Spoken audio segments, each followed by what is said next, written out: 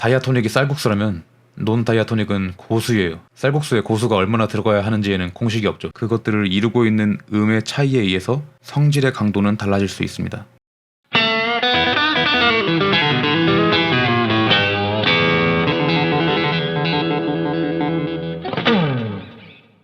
지난 시간까지 토닉 도미넌트, 서브 도미넌트에 대해서 간단히 알아보았는데요. 한 번 더 정리해보자면 토닉은 조성음악이란 여행이 시작되고 끝맺음을 하는 집과 같은 안정감을 주는 코드였고요. 서브 도미넌트는 놀이터와 같이 기분 좋고 어디를 들러도 어색하지 않은 상쾌한 기분을 불러일으키는 코드였어요.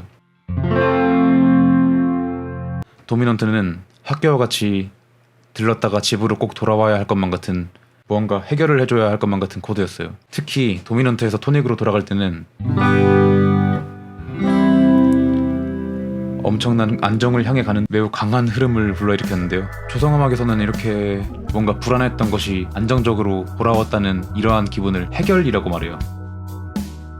앞으로 자주 나올 수 있는 용어니까 기억해 두시면 좋고, 그리고 특히 도미넌트에서 토닉으로 돌아갈 때, 즉 도미넌트에서 토닉으로 해결될 때의 그 감정은 정말 가공할 만한 위력을 지녔기 때문에 음악학자들은 이것에 대해서 특별히 도미넌트 모션이라는 말까지 붙여주었어요. 이제 우리는 그러면은 토닉, 도미넌트, 서브 도미넌트에 해당하는 대표 코드들을 좀 알아보고 이들의 특징을 좀 더 살펴보려고 해요. 그러기 위해 우리는 다이아토닉 코드라는 거에 대해서 알아봐야 되는데요.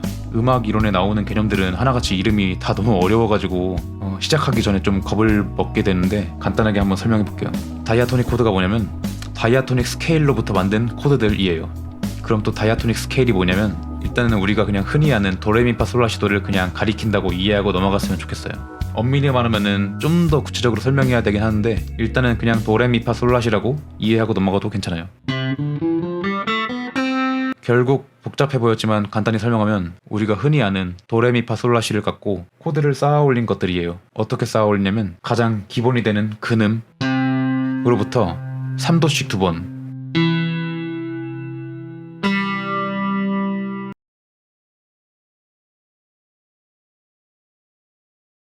도미솔이죠. 왜 3도씩 2번 쌓는 건지는 나중에 또 알려드릴게요.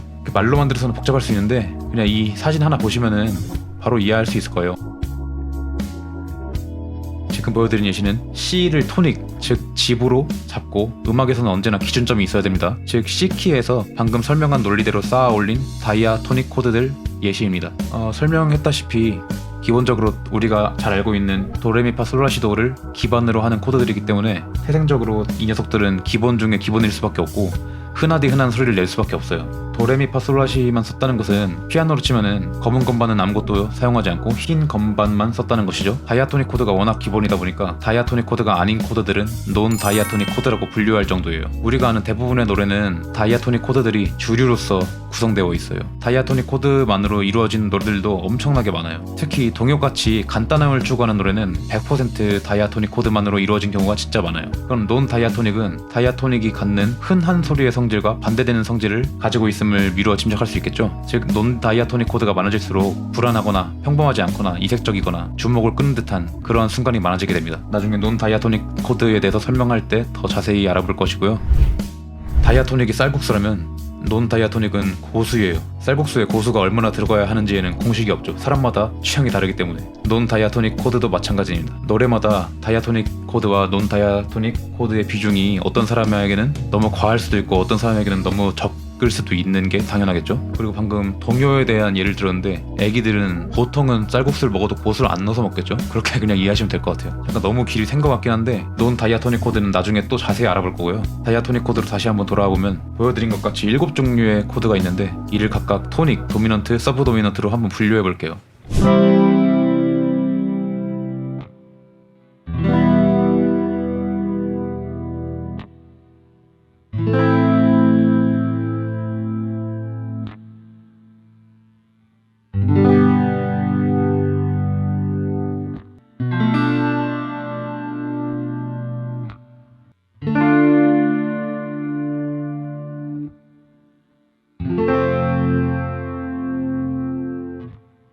토닉, 도미넌트, 서브 도미넌트는 어쨌든 분류를 위해서 인간이 편의상 만든 개념이기 때문에 각각의 성질, 예를 들어 토닉이면 집 같은 성질이 너무나 뚜렷한 코드들이 있는 반면 성질이 유독 약한 것들도 있어요. 지금까지 예시로 썼던 C, F, G 메이저 코드는 모두 성질이 강한 대표적인 코드들이었습니다. 게다가 같은 코드인데 어떤 때는 토닉으로 사용되기도 하고 어떤 때는 서브 도미넌트로 사용되기도 하는 정체성이 모호한 녀석들도 있어요. 그런 차이는 왜 발생할까요? 힌트는 코드를 구성하는 음들 중에는 역할의 성질을 강하게 만드는 음들이 있고 또 성질을 약하게 하는 음들도 있어요. 같은 토닉 혹은 도미넌트 혹은 서브 도미넌트로 분류된 코드들일지라도 그것들을 이루고 있는 음의 차이에 의해서 성질의 강도는 달라질 수 있습니다. 모두 나중에 다시 공부해 볼 것입니다. 그래서 토닉, 도미넌트, 서브 도미넌트에 해당하는 대표 코드들을 소개하긴 했는데 여전히 원리에 대한 설명은 하지 못했어요. 다음과 같은 궁금점들이 아마 남아있을 거예요.